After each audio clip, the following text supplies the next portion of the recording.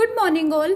Today let's start our lecture by discussing the limitations of VBT theory. So the two main limitations of VBT theory are, first is it fails to explain the color of complex. Second, it fails to explain the stability of some coordination compounds. So to explain these limitations, next theory was given, that is crystal field theory. So let's understand this theory by discussing the postulates.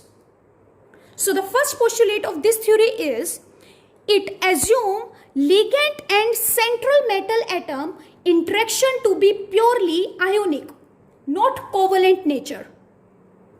Second, it assumes ligand and central metal atom to be point charges. Third, crystal field splitting explain splitting of only d orbital. Splitting of only d orbital. Fourth, it always give exact value of magnetic moment that is represented by mu.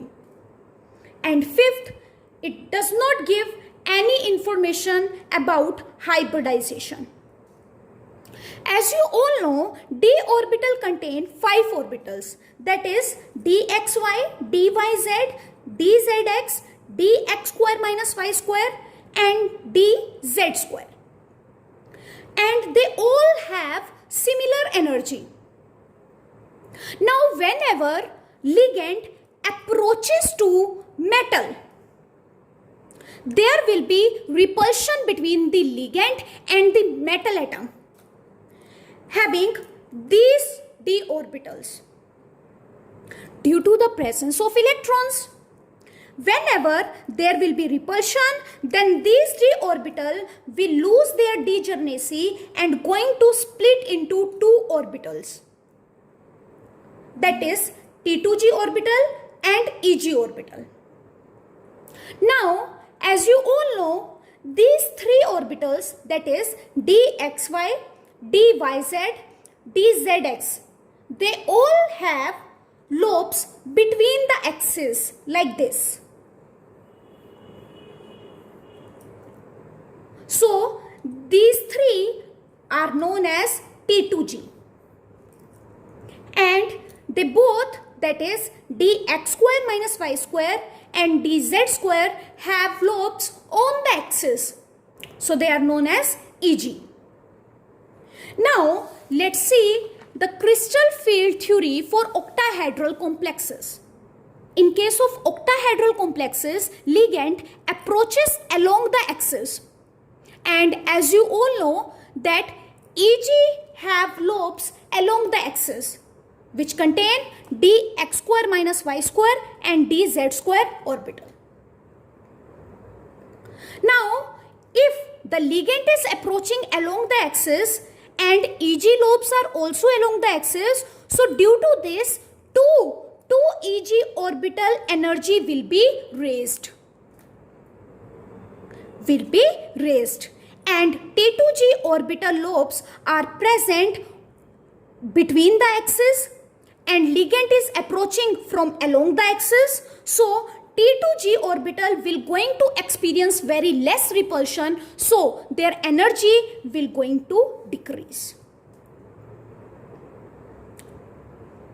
Now the energy difference between these 2 sets of d orbital is known as crystal field splitting energy. Again, crystal field splitting energy, and it is represented by delta O. O means for octahedral, and the center point is known as barycenter. Now as we all know that d orbital contain 5 orbitals. Now out of 5, 2 orbital energy has been raised. How many left? That is 3. So the energy of Eg level will be plus 3 by 5 delta O plus 3 by 5 delta O, which is equals to 0.6 delta O. And same as it is for down, total 5 orbitals d orbital contain, and out of 5, 3 orbitals energy has been decreased. How many left? That is 2. So it will be minus 2 by 5 delta O, which is equals to minus 0.4 delta O. Now, in order to calculate crystal field splitting energy, what we have to do? Let us see. First of all, we need to write that is 0.6 delta O into A. A means the number of electron present in Eg level plus the number of electron present in T2G level into minus 0.4 delta O. So the formula is 0.6 delta O plus A. A is the electron present in Eg level plus B is the electron present in T2G level into minus 0.4 delta O. In case of tetrahedral, ligands are approaching between the axes. So energy of T2G orbital will going to be raised and Eg will going to be decreased. So if we want to draw for tetrahedral, it will be just the opposite case of the octahedral. So let's see once for the tetrahedral. This is the CFT for tetrahedral complexes. These are 5 degenerate d orbitals, and whenever the ligand will going to approach this, they will going to lose their degeneracy and they will going to split up into T2 and E level. In this case, we will not going to represent by T2G and Eg. Only we will going to represent by T2 and E.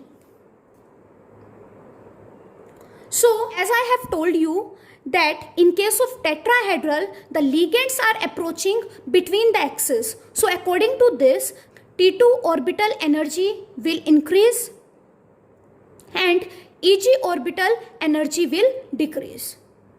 So T2 will going to have energy that is 0.4 delta T, where T represent tetrahedral. Whereas Eg will going to have minus 0.6 delta T. Again T represent tetrahedral. So as you can see, it is just opposite as the octahedral. Now let's calculate crystal field splitting energy, number of unpaired electron, magnetic moment, spin moment, nature for the octahedral complexes in case of weak field ligands. So here I have made table. So first of all, in the first column I have written configuration. So the first configuration is D1. Now as you can see, only one electron is present in the d orbital. So it will first go in T2G. Eg will going to remain vacant. Number of unpaired electron is 1. If we need to calculate magnetic moment, what is the formula? That is under root n into n plus 2. So it will be root 3. Spin will be 1 by 2. Spin moment, that is 2s plus 1 will be 2. Nature, it is only one electron is present. So it will be paramagnetic.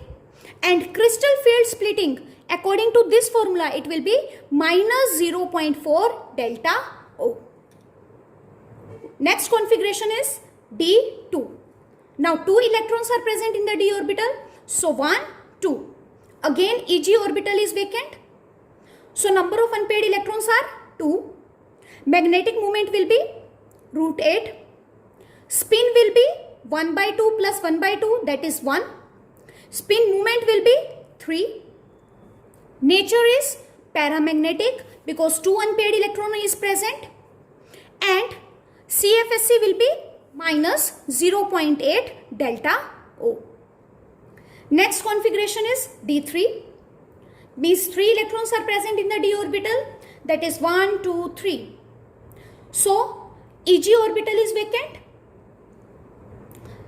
Number of unpaired electrons are 3.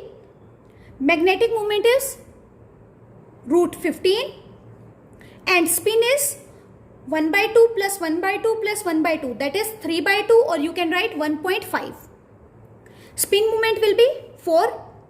As you can see, 3 unpaired electrons are present, so it will be para, and the CFSE will be minus 1.2 delta O. Next is D4.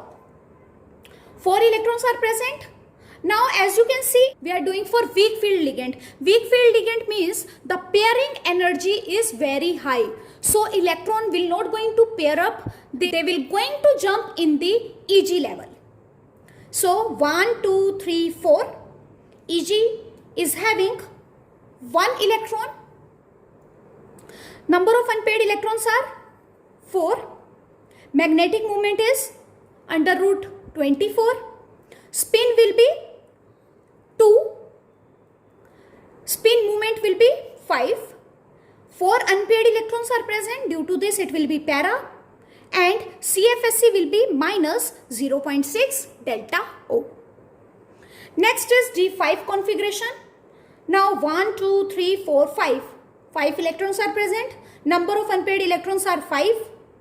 Magnetic moment will be under root 35.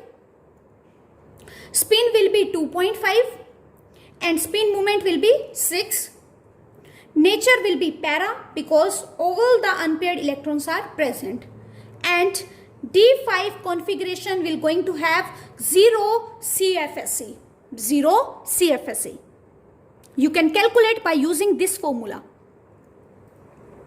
For D6, 1, 2, 3, 4, 5 and last is 6.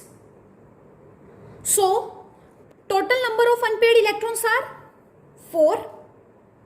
Magnetic moment will be under root 24. Spin will be 2. Spin moment will be 5. As you can see, 4 unpaired electrons are present, so it will be para, and CFSE will be minus 0.4 delta O. For D7, 1, 2, 3, 4, 5, 6 and 7. Now as you can see, 3 unpaired electrons are present. So magnetic moment will be under root 15.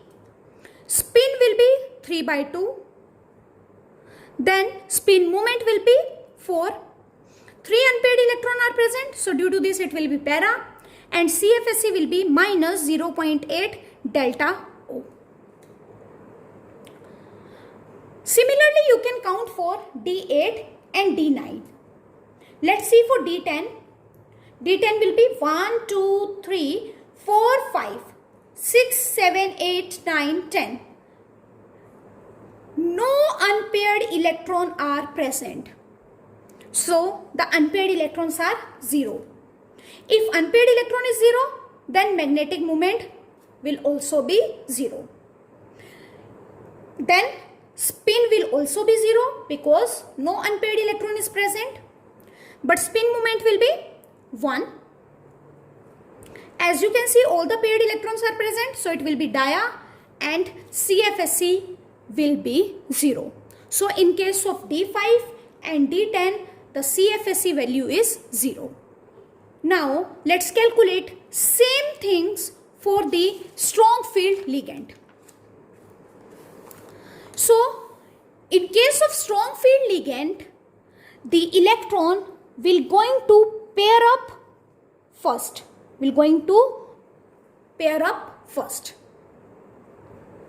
So configuration is G1. The electron will go in T2G. Number of unpaired electron is 1. Magnetic moment is root 3. Spin is 1 by 2. Spin moment is 2. And nature is paramagnetic, and CFSE will be minus 0.4 delta O. For D2, again it will be same. 1, 2. Now as you can see, number of unpaired electrons are 2. Magnetic moment will be √8. Spin is 1. Spin moment is 3. 2 unpaired electrons are present, so it will be para. CFSE will be minus 0.8 delta O. For D3, 1, 2, 3. 3 electrons will be present in T2G. EG will be vacant. So 3 unpaired electrons are present. So for this, magnetic moment will be √15. Spin will be 1.5, or you can say 3.3/2. And spin moment will be 4. 3 unpaired electrons are present. So due to this, it will be para. And CFSE will be minus 1.2 delta O. For D4, 1, 2, 3. Now electron will first pair up. So 4. Now as you can see, 2 electrons are unpaired. Magnetic moment is √8. Spin is 1. Spin moment is 3. Nature is paramagnetic. And the CFSE is minus 1.6 delta O. For D5, 1, 2, 3, 4 and 5. Again EG is vacant. Number of unpaired electron is 1. The magnetic moment is √3. Spin will be 1/2. Spin moment is 2. 1 unpaired electron is present. So due to this, it will be para. And the CFSE will be minus 2.0 delta O. In case of D6, 1, 2, 3, 4, 5, 6. Now D2G contain all the paired electrons. So number of unpaired electrons are 0. Then magnetic moment will also be 0. Spin will also be 0. Spin moment will be 1. You can see all the paired electrons are present. So it will be diamagnetic. Now for this, the CFSE will be minus 2.4 delta O. For D7, 1, 2, 3, 4, 5, 6. Now the electron will enter into the EG. So 1 unpaired electron is present. According to this, the magnetic moment will be √3. Spin will be 1/2. And spin moment will be 2. 1 unpaired electron is present. Due to this, it will be para. And minus CFSE will be minus 1.8 delta O. Now in case of D8, 1, 2, 3, 4, 5, 6, 7 and 8. 2 unpaired electrons are present. So magnetic moment will be √8. Spin will be 1. Spin moment will be 3. 2 unpaired electrons are present. So due to this, it will be para. And CFSE will be minus 1.2 delta O. In case of D9, 1, 2, 3, 4, 5, 6, 7, 8, 9. Means only 1 unpaired electron is present. So the magnetic moment is under √3. Spin is 1/2. Spin moment is 2. And nature is paramagnetic. CFSE is minus 0.6 delta O. In case of D10, configuration, 1, 2, 3, 4, 5, 6, 7, 8, 9 and 10. As you can see, 0 unpaired electrons are present. So magnetic moment will be 0, spin will be 0 and spin moment will be 1. All the paired electrons are present, so it will be dia and CFSE will be 0. In order to sum up this, we can say that strong field ligand is having high value of crystal field splitting. Due to this, they undergo pairing. And due to this, they will going to form a low spin complex. For the weak field ligand, they have low value of crystal field splitting, which means they will not do pairing. And in this case, they will going to form a high spin complex. Now, there are some important points to note it down, that tetrahedral splitting is always less than octahedral splitting, because in tetrahedral complexes, 4 ligand approaches through the space in between the axes. So they will going to experience a less repulsion. Whereas in case of octahedral, 6 ligands approaches along the axis, so they will going to experience the more repulsion. So due to this, tetrahedral splitting is always less than the octahedral splitting. Now let's see the factors on which crystal field splitting energy depends for the octahedral complexes. First is nature of ligand. If there is a strong field ligand, then splitting will be higher. If there is a weak field ligand, then splitting will be lower. This you all know. Second is nature of central metal atom. Higher the oxidation state of central metal atom, higher will be the splitting. If oxidation state is same, then more is the number of vacant orbital, more will be the splitting. For example, tritanium 3 positive and cobalt 3 positive. In this case, tritanium 3 positive will going to show more splitting than cobalt 3 positive. How? If we will see the electronic configuration for tritanium 3 positive, it is argon 3d1, which means that out of 5 orbital, 1 is occupied. So 4 vacant orbitals are present. But if we will see the electronic configuration, cobalt 3 positive, that is argon 3d6, means it doesn't contain any vacant d orbital. So it will going to show the less splitting than tritanium. Now let's do 1 or 2 questions based on this topic. Why tritanium H2O6 3 positive is colored, that is deep purple, but became colorless on heating? First of all, let us find the oxidation state of tritanium in this complex. So tritanium oxidation state is 3.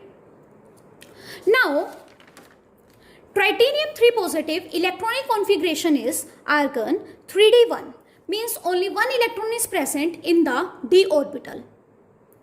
As you can see, it contains only 1 electron in the d orbital, which will go in T2G level.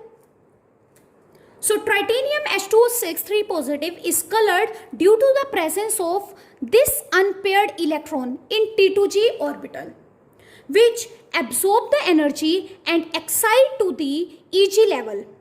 And when it will come back to the ground state, it will going to re-emit the energy, and which will going to show the color.